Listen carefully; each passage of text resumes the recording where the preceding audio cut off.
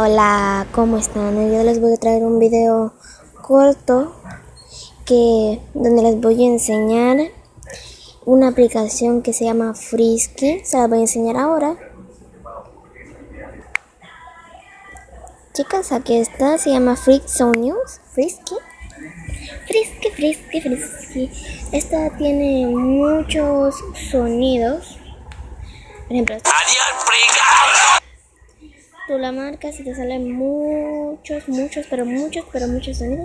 Por ejemplo, acá tú pones, por ejemplo, el nombre de un sonido.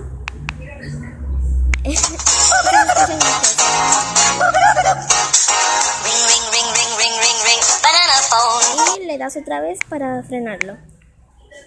Ay, me salí. Muy bien. Vamos a ver.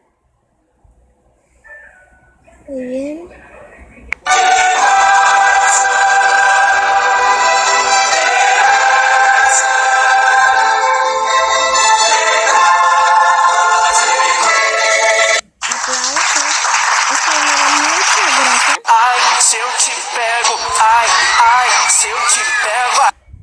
Hay otra por aquí que les quería mostrar.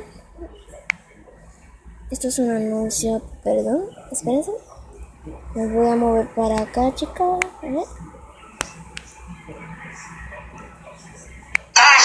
Taca, es la cobra taca, una cobra asesina, se escapó de una piscina.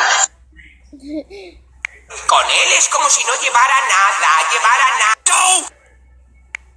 I will build a great wall on our side. Ese es Donald Trump, te dice el nombre. ¿Qué es esto de Dragon Ball? No se escucha.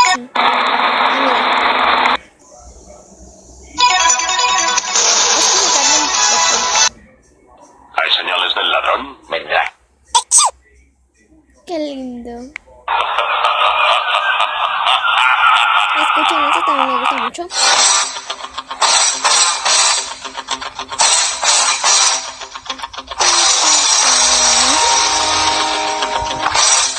Escuchen esta. Yo no consumo nada, ¿sabes? Yo me meto toda.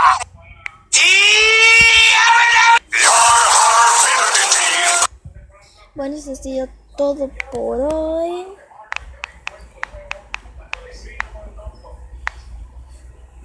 Nos vemos.